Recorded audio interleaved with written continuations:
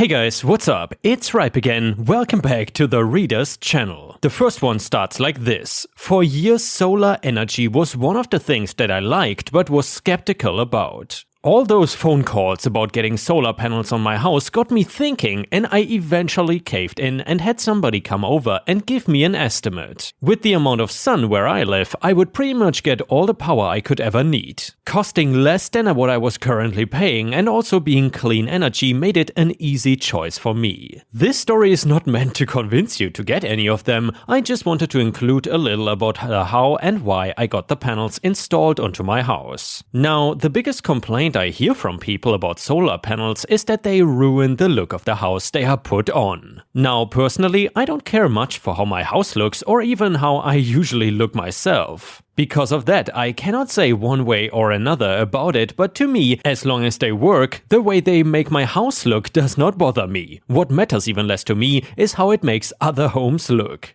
I would not let my house become a dump or my yard look like it has not ever been maintained, but other than that, I don't really care. If my house has chipped paint or could use a new window shutter, that is not something that bothers me. Who it does bother though is the president of the HOA, and this is not my first go around with the guy. He wants all the houses in the neighborhood to not only look good, but to match in a way. Only certain colors of doors and paint for the houses are allowed. Mailboxes have to be a certain way, and even the house numbers have rules that go with it. If anything is even slightly askew, you can be sure to get a knock at the door and this guy complaining and sending you a fine for it. This is why before I got my solar panels installed, I went through the HOA bylaws myself to double check that there wouldn't be any kind of problem. Nothing about solar panels was in the HOA bylaws at all, so I figured I was in the clear and got them. It did not take more than a couple of days for the HOA president to be ringing my doorbell. Me, hello? HOA president, hey there neighbor. I noticed those things you put on your roof and I'm gonna have to ask you to remove them. Me, I checked the bylaws before putting them up. There is nothing saying I cannot have solar panels. HOA president, take a minute to look around though. None of the other houses have them, so yours sticks out like a sore thumb. Solar panels are not referred to specifically, but I think we can agree they fall under property clutter, which is not allowed. Me, I am not removing them. The only thing we both know is your excuse for getting rid of them sucks. HOA president, you're not gonna make the entire block have bad property values because your roof looks so ugly now. I insist that you remove them. I refused again and closed the door in his face. If he wanted to come after me with a fine, I would take it to court and have a judge tell him that he cannot dictate my house and the fact that I wanted solar panels on my roof. He did not go with his usual course of action and instead took it upon himself to personally remove them. What he did was, he came to my house with a shotgun and started opening fire on my roof in the middle of the night.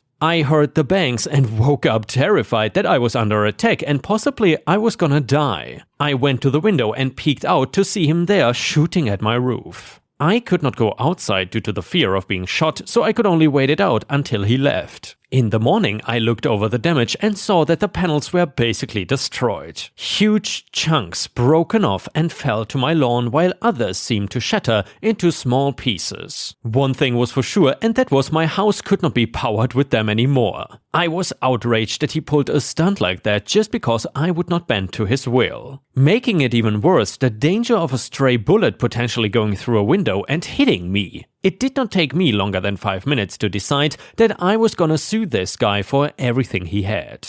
I sued the HOA technically and had to wait a long time until we could appear before a judge to talk about what happened. I had a lawyer and pictures getting taken the very same day I discovered the damages that this one man caused. I also had a camera on my property, but it only managed to catch the beginning of this assault on my roof. I guess he noticed it and shot it, thinking that the footage would be destroyed, but it backs up automatically to my phone. After a few months of waiting, we are finally set to go and see the judge. The HOA president goes first and claims that the solar panels were not allowed on my property due to HOA bylaws. Of course, he dismisses any knowledge or involvement of their destruction. Their main side is, as the HOA, they don't have to pay or get me justice because the damaged part of my home was not allowed to exist anyway. Then he made some fake apology how he was sorry, but the matter was out of his hands and I should take it up with somebody else. even going as far as to say maybe the people installing them did a bad job and they just slid off my roof and broke. Hearing somebody lie and not getting to butt in is hard for me, and I was basically biting my tongue the entire fake story he told. Then it was my side's turn.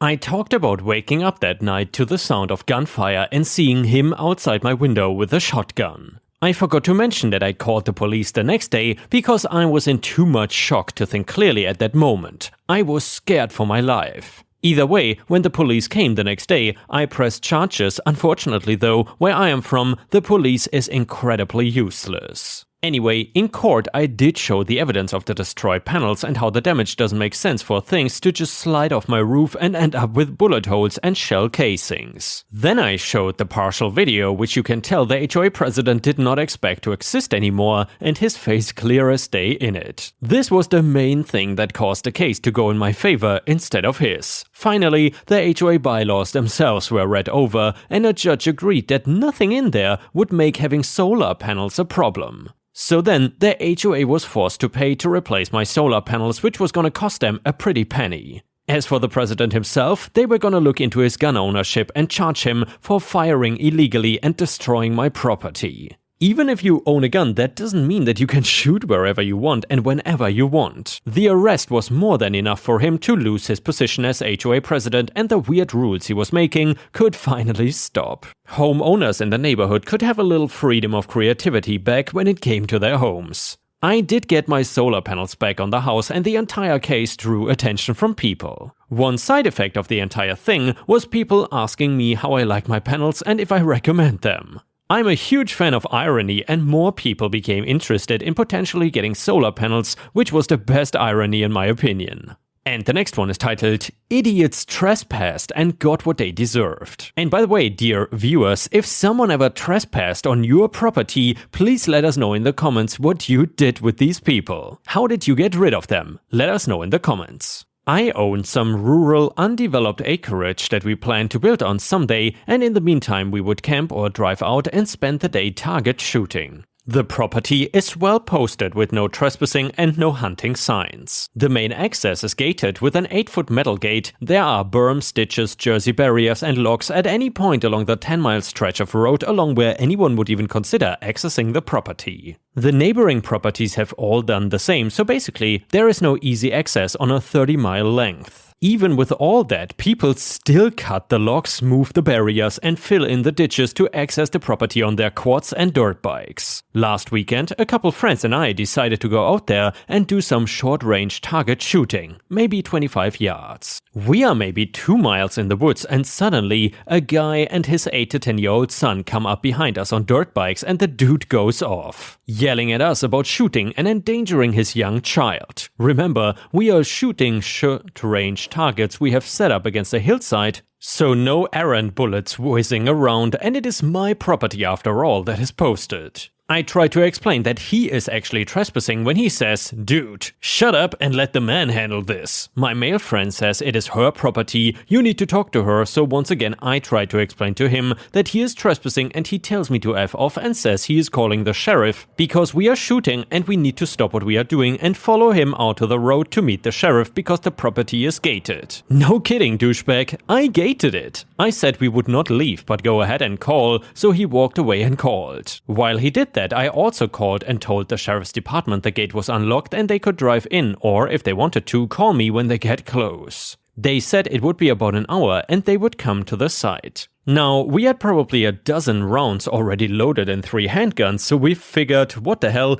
told the dad we were gonna target shoot, and of course he flipped his and called the sheriff again. We fired them and then made sure all the guns were on the table open so the sheriff could see they were empty, and sat there talking amongst ourselves while a-hole stood with his son. The sheriff shows up and the guy explains how he and his son right there all the time, describes how he cut some locks and used a small Kubota to make an entrance so they could get in. Then shows what direction he came from when he rode up and discovered those dangerous shooters. The officer just let him talk and writes it all down, then he comes over to us and I show him my ID and my phone where I have pulled up the tax records to show that I'm the property owner, and this fine gentleman does not have my permission to be on the property. The officer goes back over to the man to get some more information for this report, asks if those are the dirt bikes they were riding. The guy proudly says yes. Then the officer asks where the helmets are. The guy says he doesn't need them on private property. The officer then asks if the bike's registrations are current. Again, guy says they don't need to be on private property. So the officer asks who owns the property, and that's when the guy realizes things are not gonna go his way.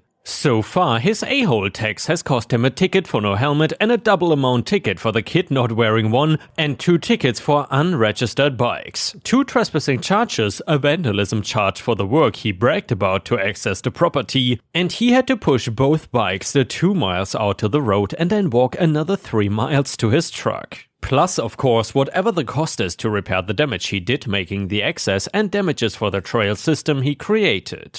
If he had not been an a-hole, I would have just told him he could not ride there and then blocked his access. As for our supposedly illegal shooting, the sheriff complimented me on my grouping, which was nice. And the next one is titled, Dumb Customer Gets What He Deserves. So I work at a famous chicken chain that is known for our politeness. And dear viewers, if you are from the US and you know which kind of chain OP is talking about, then please let us know in the comments. Anyway, the story starts like this. So at my store we offer free meals to police officers in uniform who eat in the restaurant. My coworker greeted this customer and asked for his order. He promptly showed what an a-hole he was by berating her for having to wait in line for all of 2 minutes. He did it so loudly that 3 officers eating lunch heard him. He used very foul language and took 4 minutes to do so before placing his order. Strike 1 for him. He next showed what a douchebag he was by camping out in a booth and making a mess that I only expect from large families with multiple small children. This included throwing his trash on the floor in plain view of the officers. Strike 2. He then went to his car and started throwing what seemed like an ocean of old fast food wrappers and cigarette butts out of his car into the parking lot. That was strike 3 for him, as this was littering. All 3 officers went out and made him clean up his mess and wrote him a ticket.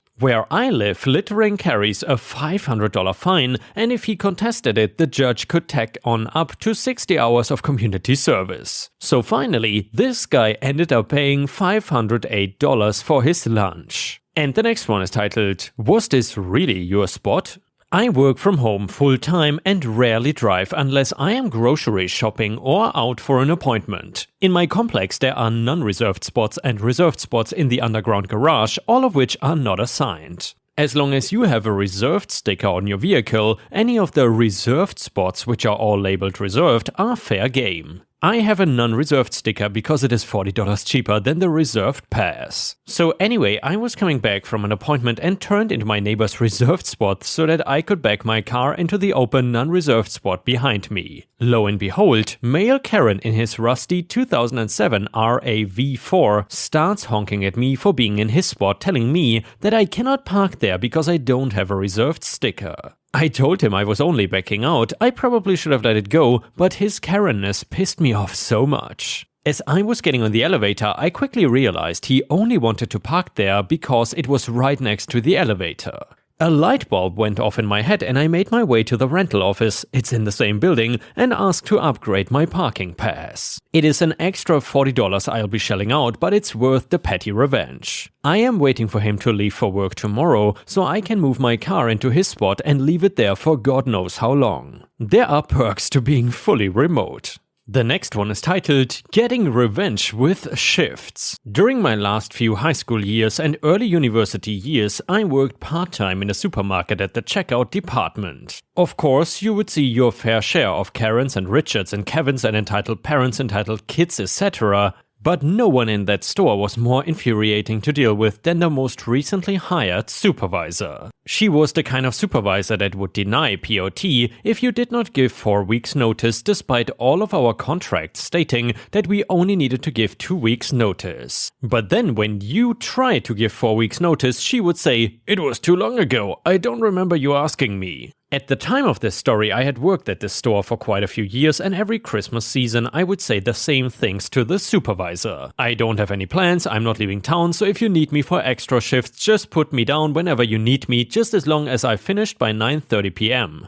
They knew that I would not care if it was any day of the week, just a 4-hour shift or 11-hour shift. I was completely free with no plans, totally flexible and able to work mostly whenever. My only condition was that I had to be done by 9:30 p.m. This was because I had not yet gotten my full driver's license and it was illegal for me to drive by myself without some kind of supervisor between the hours of 10 p.m. to 5 a.m. The store was open from 8 a.m. to 10 p.m, so out of those 14 hours I could not work 0.5 hours of them. It was a good system between and led to me doing a lot of extra shifts, with a lot of them being last minute. However, early November the new supervisor asked me about my December and January availability and I said the same old song. You can put me down for extra shifts as much as you like whenever for any day, as long as I am done by 9:30 p.m. She asked, why 9:30 p.m? And then I explained to her about my driver's license. She just nodded and walked away. Then mid-November rolls around and the December schedule was released. I was given plenty of extra shifts as per usual, but you might have seen this one coming. I was scheduled for 6 days a week, which would have been all good with me, except for the fact that 5 of them ended at 10 p.m. I found the supervisor as soon as I saw the schedule and reiterated that I cannot work past 9:30 p.m. The conversation was something like this. Supervisor, but you can still work until 10 p.m. Me, I cannot, or else I will be driving illegally and I'm not gonna do that. Supervisor, yes, but there are plenty other ways you can get yourself home. Me, like what? SV, have your family pick you up. No, they are in and out of town on business. SV, you can take the bus. Me, no, it arrives every hour, 10 to the hour. I'm not working until 10 and then waiting outside in the dark alone until 10:50 p.m. I was 19 female at the time. Supervisor, what about Uber? Me, I'm not working all day just to spend it all on an Uber to get home. Well then, you will need to find someone to fill in those shifts for you. Nope, according to my contract I don't. And then she just walks away. I am left there speechless. Later that same shift, when she was the only supervisor around, she completely left me out to dry with a horrid customer who could not use the self-service checkouts to save his life and took it all out on me. We have all seen horrible people like that, but this guy in particular was so bad. Co-workers, even those from different departments, kept coming up to me asking if I was okay after dealing with that guy. Not my supervisor though. After I got home that day, I was done. I sent out CV after CV on job websites. My mentality was, if I'm gonna get paid minimum wage, I might as well do it somewhere better. Within a few days, I had a retail store asking me to come in for an interview. Within the next week, I had that new job lined up and ready to go. So I went back to the supermarket on my next shift and handed my 2 weeks notice. All my other supervisors were gutted that I was leaving. I'm not saying I'm some star employee, but I was always keen on extra shifts, barely took sick leave, was so chill and willing to do a lot of the side tasks that no one else wants to do. For example, collect the shopping carts in the rain or empty the rubbish bins, and I just knew a lot of stuff about the checkout in general. Also, I was gutted I would not be working with them anymore, but working with that one bad supervisor hurt more than working without others. The day I handed in my notice, the bad supervisor was not working. I did not see her until a few days later, when she stopped me near the back of the store around a few other co-workers. I'm guessing that she was not too happy that she lost a de facto full-timer just before the Christmas rush. She seemed a bit flustered but still had that fake smile of hers. Supervisor, so I heard you're leaving soon. Me cheerfully, yep, in just under 2 weeks. Supervisor, but you've worked here for quite some time. Any particular reason why you're leaving so quickly? Me, with the biggest grin I've ever had on my face, I already told you why. I'm not working those 10 p.m. shifts. It was beautiful. Within a split second of me saying that, her smile dropped and she just stared at me speechless. This time it was my turn to just walk away. You don't quit bad jobs, you quit bad management. A Reddit comment I saw a few years ago.